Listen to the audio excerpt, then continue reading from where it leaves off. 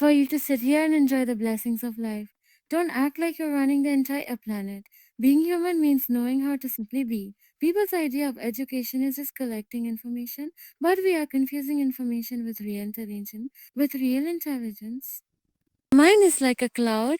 You can shape it into anything. If your happiness depends on everyone else doing worse than you, what kind of life is that? Have you ever thought about how this universe works and what your part is in it?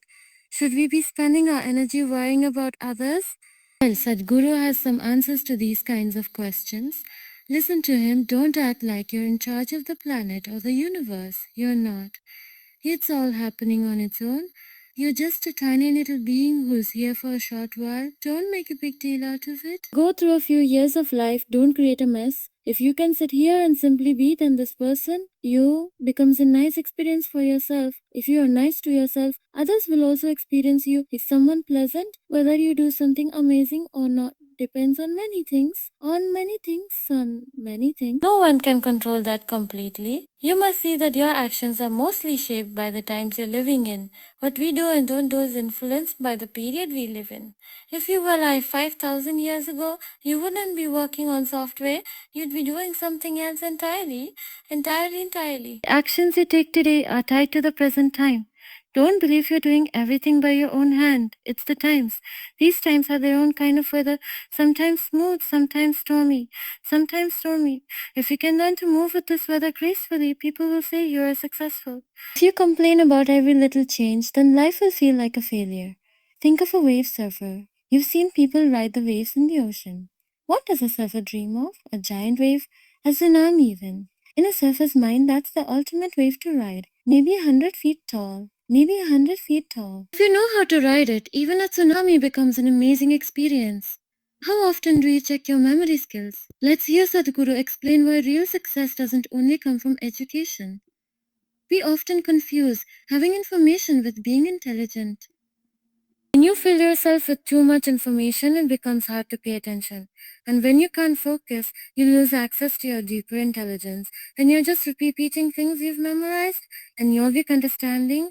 There are 4 parts to the mind. The mind. I won't go deep into all of them, but the part that stores memory is the least important. The most valuable is called the chitta, which connects to our consciousness.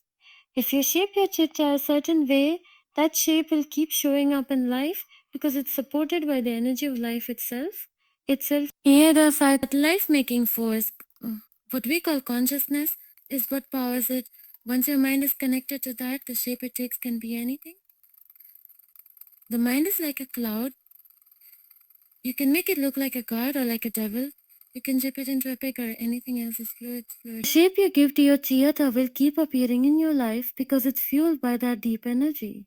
That's why the most important part of the mind is not memory, but chitta. There's a well-known story about Andrew Carnegie. When he started his business, he became incredibly successful and made a lot of money very quickly. This was long before the days of Google or Facebook, where people become billionaires in a couple of years. Back then, people had to build factories and businesses.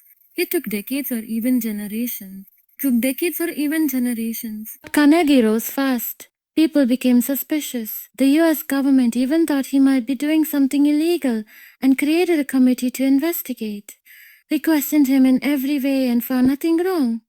Finally, they asked, "How did you become so successful?" Carnegie gave a simple answer: "I can keep my mind on one thing for 5 minutes straight." He asked if anyone else there could do it. The senators didn't think 5 minutes sounded difficult, so he tested them. They tried, but couldn't keep their minds still even for a few seconds. One moment they were here, then somewhere else. This is how most people are. Then he said, "If you can't even focus for 5 minutes, maybe you shouldn't be running the country."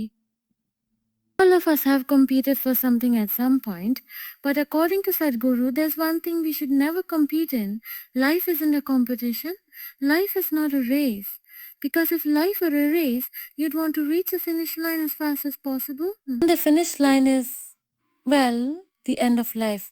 You wouldn't want to get there quickly, would you? This is not about racing. It's a wonderful opportunity to be here as a human being. That means we can experience life in far deeper ways than any other creature on this planet. That's the special part of being human. We have the ability to feel life more fully than an ant, a grasshopper, or any other animal. That's the real gift. Not winning some imaginary race, because if you win, that means you're done. You should be at the cremation ground. Let's talk about focus and attention. Which one helps you grow more, focus or attention? Let's listen to what Sadhguru says. If I only had focus but didn't have a general attention toward everything around me, I'd be missing out. I'm talking about just being attentive, not to something in particular, but in a general way. You know that you exist only because you're aware. In deep sleep, you're not aware of the world or even yourself. That's just because attention is missing. With no attention, you don't perceive anything. So attention is the first thing. Once you have attention, then you can develop interest in something specific and then narrow it down into focus. We need to focus on something only when our attention isn't strong enough. If your attention was really sharp, there would be no need to focus. It would all be clear to you. But for that, you must stop judging things. Don't say, I like this person, I don't like that person, or this is good, that is bad. Just be attentive, not to anything in particular, just attentive. Just attentive. Right now, imagine turning up the brightness in this room. The light doesn't decide what to focus on. It just shines and everything becomes visible. That's how attention should be. Unbiased, all-encompassing. This is a key idea in the yogic path. We keep working on increasing our attention, making it sharper, stronger, and more intense. It's like turning up the voltage inside. The higher it goes, the clearer everything becomes. How focused are you now after hearing this? Let us know your thoughts in the comments. And if you'd like more, check out the videos appearing on your screen. Thanks for watching.